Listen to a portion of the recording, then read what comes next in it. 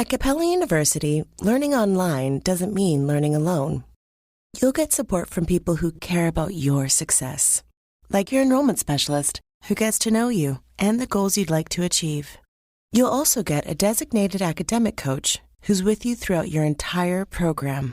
Plus, career coaches are available to help you navigate your professional goals. A different future is closer than you think with Capella University. Learn more at capella.edu. Want makeup that looks better for longer? Created at Smashbox Studios, the original photo finish smooth and blur primer smooths skin and blurs skin, helping makeup last hours and hours, on camera and off. It goes on smooth and stays exactly where you put it, thanks to a lightweight, oil-free, breathable formula. Even better, it's dermatologist-tested, non-acnegenic, and vegan. No wonder it's a #1 bestseller. Shop Smashbox OG Photo Finish Primer at Ulta. This episode is brought to you by JCPenney. Yes, JCPenney. And if you've been there recently, you know it's the place to go for jaw-dropping looks at brag-worthy prices. They've got something special for every style and budget, not to mention rewards and deals that make finding those hidden gems even sweeter. If you already shop JCPenney, you're already in on the secret. But if not, it's time to ask. Wait, am I sleeping on JCPenney? Shop JCPenney.com. Yes, JCPenney. Evio. Dr. Charles Leale was a 23-year-old Union Army surgeon on the night that President Lincoln was assassinated. He had bought himself a ticket to Our American Cousin not to see the play, but to catch a glimpse of the president. Dr. Leale was a great admirer of Lincoln and had attended his final speech from the White House balcony 3 days earlier. When it was announced that Lincoln would be in attendance at Ford's Theater on the evening of the 14th, the young doctor jumped at the chance to simply be in the same room as the president. Leale was aware, as many were, that he was living in times of incredible historical significance. Little did he know of the role he would play in making history that evening at the theater. Welcome back to the Ides of April. I'm Alec Baldwin. Episode 4, To the Ages. By the time Dr. Leale arrived at the box office, the pickings were rather slim. Mostly obstructed view seating was left for purchase. On this particular evening, however, the obstructed view seat actually provided an advantage for the doctor. The ticket allowed an unfettered view of the presidential box. He was able to watch Lincoln as Lincoln watched the play. Dr. Leale was snapped out of his reverie the moment he heard the shot and ensuing commotion. He watched in horror with the rest of the stunned audience as Booth landed on the stage brandishing a bloody dagger before running off. The screams of the First Lady summoned Dr. Leale immediately to the second floor of the theater. Fearing the worst, he wasted no time. Upon arriving at the outer door to the presidential box, the doctor was met by a handful of men, including the presidential guard, as they attempted to gain access. Precious seconds were ticking by. They had no way of knowing that on the other side of that door they would find a grievously wounded Major Rathbone, a mortally wounded President Lincoln, and his wife Mary Todd cradling her dying husband. Major Rathbone's wife, Clara Harris, was also in the box, furiously attempting to stem the flow of the blood gushing from her husband's arm. Among the group that first entered the box was Dr. Leale and actress Laura Keene. Very quickly, there were far too many people inside. It became a suffocating, claustrophobic atmosphere. The situation in the small box mirrored the chaos occurring in the theater below. Confusion, panic, too many people, and not enough room to maneuver. No one seemed to be in charge because no one was. For his part, Dr. Leale, who had become a licensed practitioner just 6 weeks earlier, never hesitated. He began his examination of the president at once. A cursory physical exam showed extremely labored breathing and a barely detectable pulse rate. Dr. Leale remembered the dagger that Booth was holding on stage, but was unable to find any stab wounds. Incredibly, he also found no blood on the president. As the doctor continued his examination, he found it difficult to loosen the president's necktie. He was handed a penknife to cut the tie loose. That was when he noticed blood on Lincoln's shoulder. Leale removed the president's jacket and shirt, but still found no wounds that would explain his condition. Leale moved on to Lincoln's scalp, combing his fingers through the president's hair until, at last, he found it. A bullet hole at the base of Lincoln's skull, to the left of the spine. The tissue surrounding the hole was swollen, and a large clot was preventing blood flow. Dr. Leale removed the clot with his fingers. The president's pulse, as well as his breathing, stabilized. That small bit of relief did nothing to comfort Dr. Leale's knowledge that President Lincoln's wound was indeed fatal. He doubted the president would survive the night. They needed somewhere close by so that the president could be comfortable for his last hours on Earth. Around the same time, a calm and debonair gentleman was approaching the guards on Navy Yard Bridge, which connected Washington City with Uniontown, Maryland. Because of the war, all bridges and ferry crossings that connected Washington City had been under general order for the past 2 years. The order effectively closed off the city from entry or exit between 9 p.m. and daylight. Silas Cobb was a 26-year-old station guard or sentry on the night of April 14th. Now that the war was officially over, Cobb surely was counting the days until his discharge and likely had his guard down. So when this unknown rider approached, Cobb asked only the most basic of questions. "Friend or foe?" "Friend," replied the unknown rider. "Name?" It was here that this mystery man took a risk. He bet on the fact that he was still riding ahead of the news of what he had just done. He used his real name. "John Booth," he said calmly. We can assume that Silas Cobb was familiar with the name, and as he led Booth's horse into the light of the guardhouse, in all likelihood recognized the face of the famous actor. "What kept you in the city this late? You're aware you're asking to cross after hours." We can imagine the flash of a grin across Booth's face. It was not unlike the drunken bar patron less than an hour before, Booth exclaiming about how famous he'd be when he left the stage. Booth had a similar response to Cobb's question about the lateness of the hour. "Well, I recently completed a stage engagement and thought I'd have the moon." Stage engagement indeed. Booth also mentioned that he was on his way to Charles County in southern Maryland. Cobb noticed the bright moon that hung over Washington, illuminating the rider's journey into Maryland. Booth's story checked out, and Cobb allowed him to pass without further delay. While Booth seemed collected and respectful, Cobb did notice that the actor's horse seemed particularly distressed and riled up.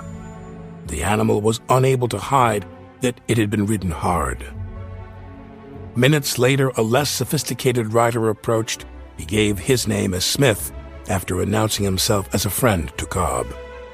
Booth's co-conspirator had arrived, and Davy Harold wasn't nearly as sure that the evening's earth-shattering news hadn't reached the Navy Yard Bridge. Harold wasn't taking any chances. Davy wasn't a celebrity. He wasn't elegantly dressed, and he didn't speak with the flair and theatrics that Booth commanded.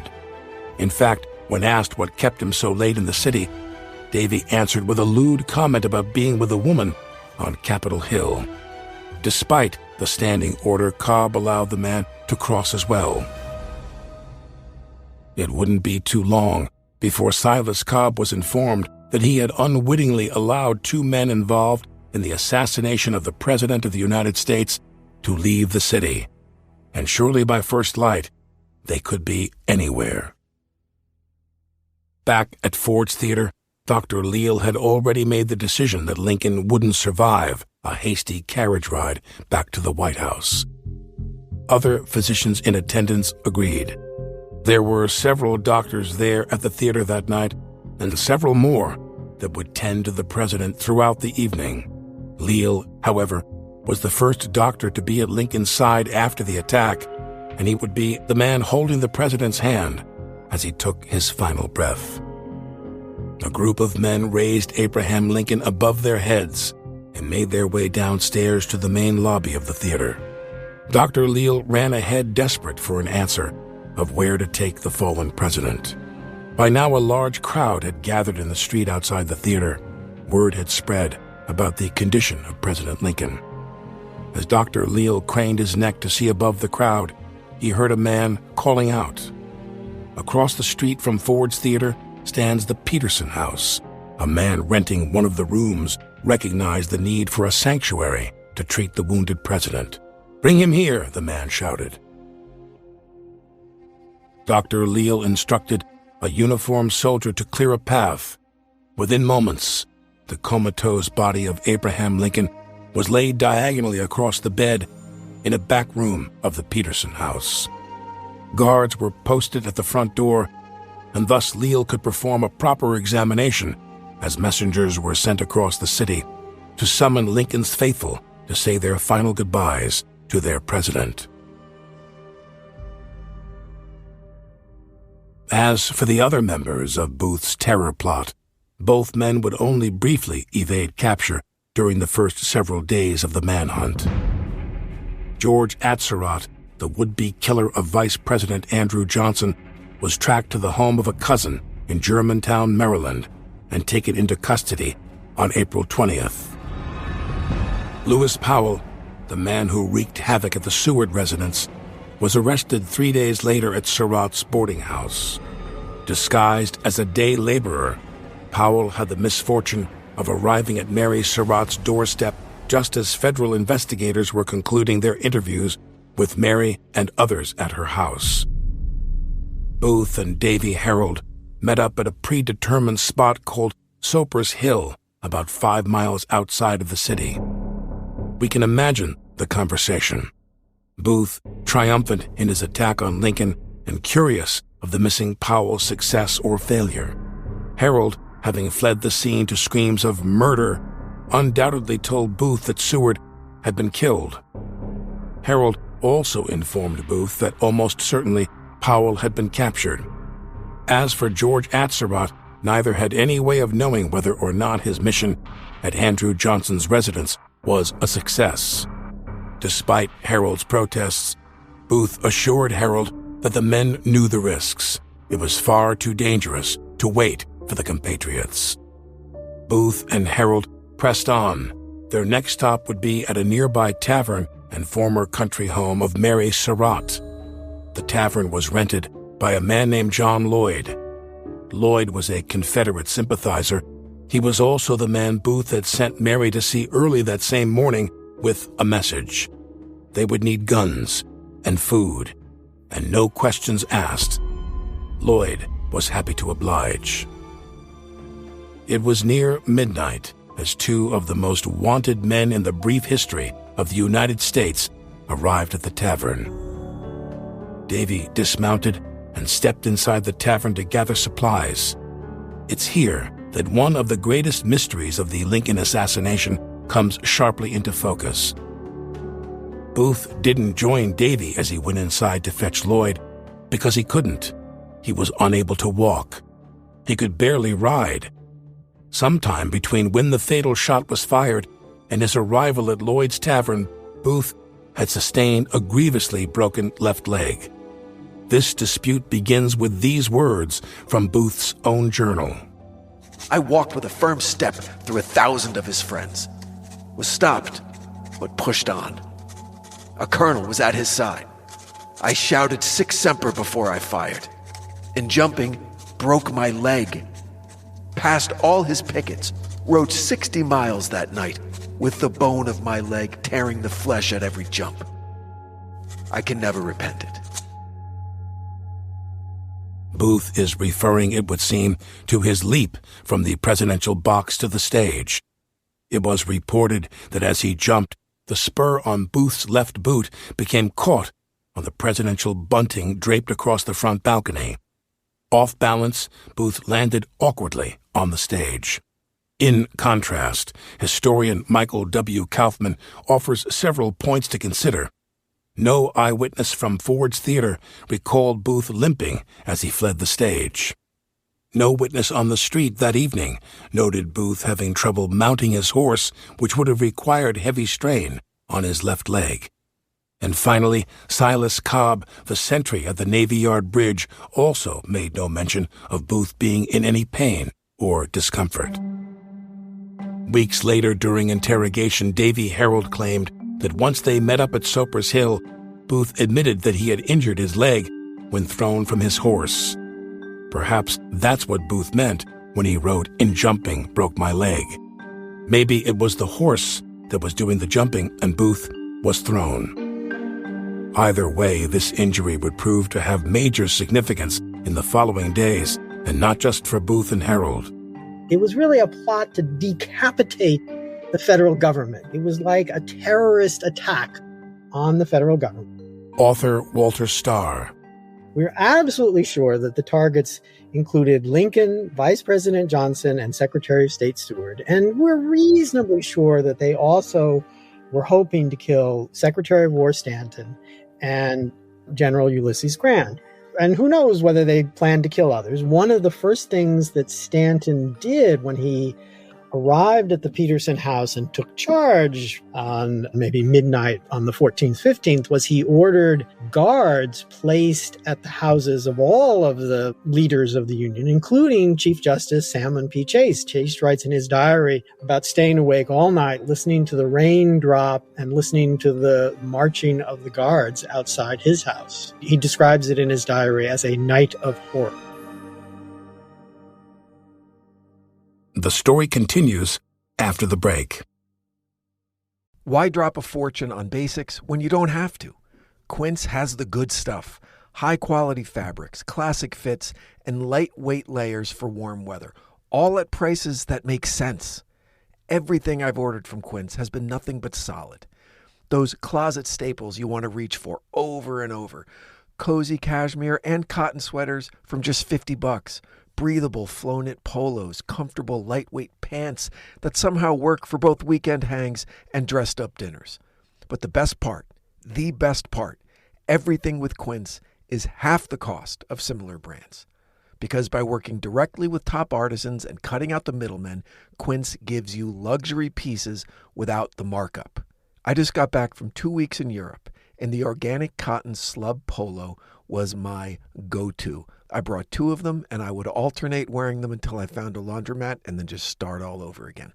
But the real MVP of that vacation was the Quince carry-on suitcase that I got for my wife. It was as good or better than suitcases that we saw online for 3 times the price. So do yourself a favor. Keep it classic and cool with long-lasting staples from Quince. Go to quince.com/devilwithin for free shipping on your order and 365-day returns. That's QUINCE.com/devilwithin to get free shipping and 365-day returns. Quince.com/devilwithin. The Disney Plus Hulu HBO Max bundle. Plans starting at just $16.99 a month. No one will ever break us apart. Catch Marvel Studios' Thunderbolts: The New Avengers on Disney Plus. You can't escape the past. Alien Earth on Hulu. This ship collected monsters. And Final Destination: Bloodlines on HBO Max. Death is coming for our family. The Disney Plus Hulu HBO Max bundle. Plans starting at $16.99 a month. All these and more streaming soon. Visit Disney Plus Hulu HBO Max bundle.com for details. Hellmann's believes they can turn any mayo hater into a lover. So, if you know someone who thinks mayo equals bland, show their taste buds the truth and challenge them to try Hellmann's flavored mayo. With irresistible flavors like Hellmann's spicy mayo, garlic aioli, chipotle, and Italian herb, they'll be eating their words. Challenge haters to try Hellmann's flavored mayo and get them to eat their words. Learn more at hellmanns.com/eatyourwords. This episode is brought to you by Wayfair. Podcasts follow us everywhere. Whether you're cooking in the kitchen, chilling in the living room, or pretending to fold laundry in the bedroom. And with Wayfair, every one of those rooms can tell a story of its own. Their curated collections of furniture styles and prices make Wayfair the trusted destination to turn your home into your happy place. Shop everything home at wayfair.com with free and easy delivery straight to your door. Wayfair, every style, every home.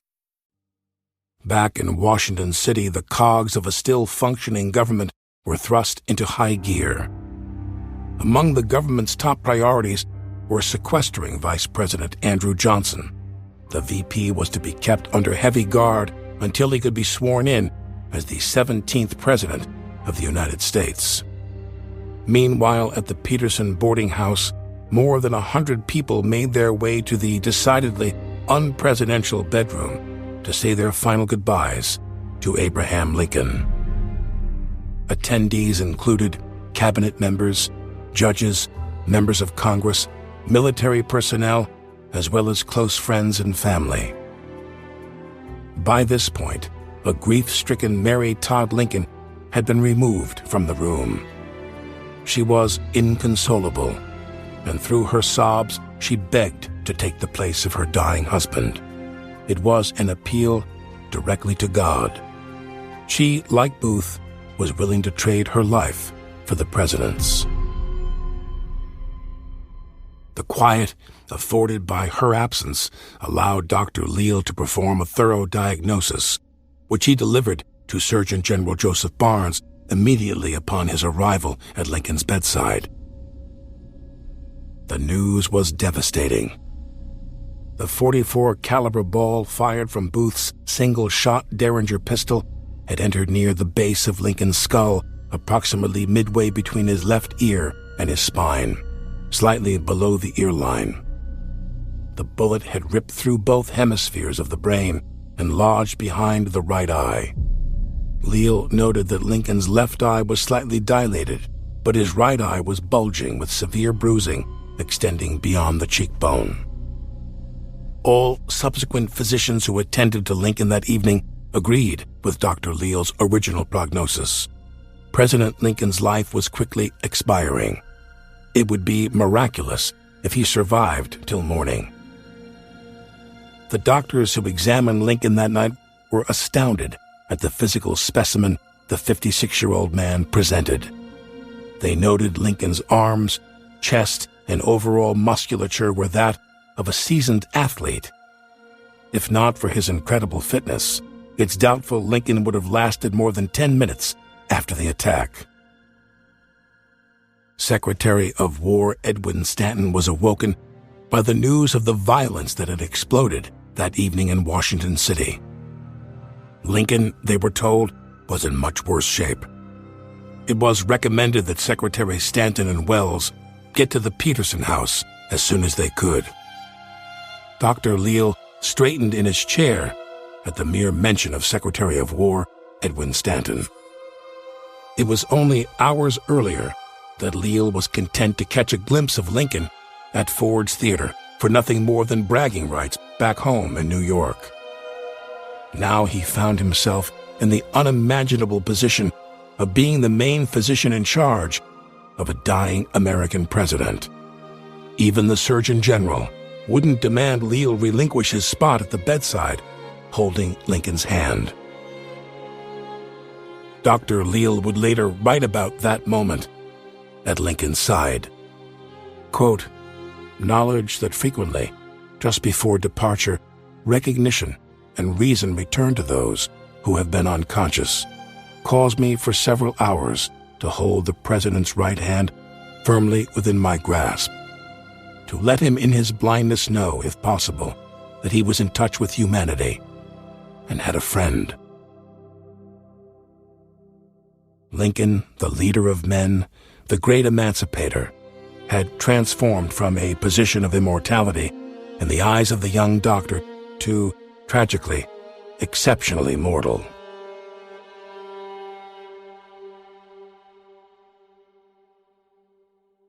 Dr. Leale looked up as War Secretary Stanton entered the room along with Secretary Wells. One could imagine the doctor also took note of the other powerful occupants of the room. Quartermaster General Meigs of the Union Army, District of Columbia Chief Justice David Carter, the Surgeon General, the Secretary of War, the Secretary of the Navy, and for the time being the President of the United States. For 10 hours that night, a small bedroom in a boarding house on 10th Street became the seat of American democracy. As Stanton entered, Surgeon General Barnes whispered in confidence, "Mr. Lincoln cannot recover." Stanton acknowledged the devastating news and took a seat beside his dying friend. Then, in great contrast to what anyone would have expected from Stanton, the god of war yielded to his overwhelming grief. He sobbed uncontrollably for several minutes. But there was work to be done. It was treated as factual that the actor John Wilkes Booth had shot the president. He was priority one in all citywide dispatches. Booth was to be apprehended immediately. Orders were given to effectively shut down Washington City.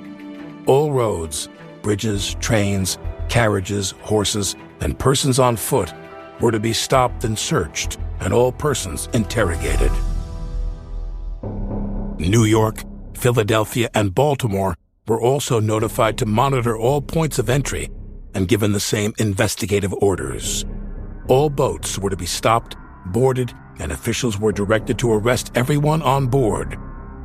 Everyone on board every boat leaving the vicinity of Washington City was to be arrested. One directive from Stanton concerning a particular crossing read, "Arrest every man, woman, and child attempting to pass." It bears mentioning that at this point the writ of habeas corpus had been suspended for nearly 3 years. This unprecedented act by Abraham Lincoln allowed the government, specifically the military, to arrest and hold anyone at any time for any reason, for as long as they wanted. The order would be challenged in court, and the Lincoln administration would eventually prevail. The lasting effects of the order will be explored in a later episode, but suffice it to say that Edwin Stanton availed himself of these awesome powers with impunity. Although deeply affected by the news of the evening, he was shaken to his core. War Secretary Stanton rallied, and within hours was all business. All prominent military officers, judges, and elected officials were given 24-hour protection until Stanton could be sure that the threat had passed. No one knew how deep the conspiracy went. As Lincoln lay dying, Booth's master plan was unraveling. His injured leg required immediate attention, which meant a major change of plans. Booth was improvising now. But despite his extensive experience as an actor, Booth had little experience with improvisation because he always worked off a script. Throughout the rest of that night, as rain began to fall on the gathered crowd outside the Peterson house, efforts were made to prevent further bloodshed. Secretary Stanton orchestrated a massive search for those responsible for the impending death of his boss and friend. Lincoln's miraculous resilience caused anguish for those at his bedside. They all knew the end was near, and the minutes and hours crept by at an excruciating pace. Colonel Woodward felt compelled to stop by the Peterson house on his way home and elegantly described the scene of Lincoln and his labored breathing. Every now and then the sounds would cease, and for a moment or two it would seem as if the end had come. Then they would begin again, and the failing flame of life would feebly flicker on. These false alarms, when the president's breathing would stop for long periods of time, became more frequent as a pale sun rose on the morning of the 15th. At 7:22 a.m., Lincoln's breathing stopped for good. Several minutes of silence befell the room as the gravity of the situation sunk in. Edwin Stanton stepped into that silence and spoke his brief but immortal eulogy. Now he belongs to the ages. Abraham Lincoln, the great emancipator, the victor, was dead. Like so many young men in the previous years, he had paid the ultimate price for his country. Stanton sent for the necessary items to have the president's body transported back to the White House. Minutes later, a plain open wagon arrived with a simple pine box, the coffin and transport of a commoner. It was all that was available for immediate use, but everyone knew that Lincoln wouldn't have minded. After all, what more should be expected for a humble rail splitter? The coffin was brought into the room, the body was placed inside, and the lid secured. The coffin was loaded onto the wagon in front of a somber crowd that had swelled to several thousand mourners. The wagon pulled away as a light rain persisted through the gray dawn of April 15th. Lincoln's suffering was over, and the national mourning could begin.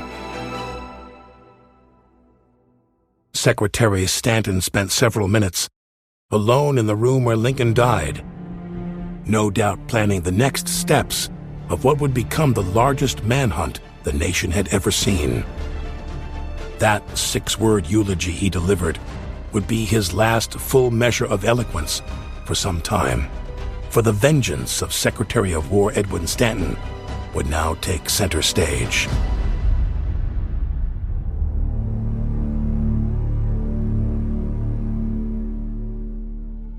On the next episode, Booth's escape hits a roadblock as he settles in for the lost week with some help from friends old and new.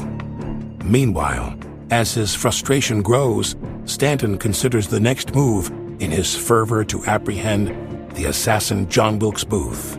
That's next time on the Ides of April. The Ides of April was created, produced, and written by Brandon Morgan. Our executive producers are Brandon Morgan and Matt Del Piano.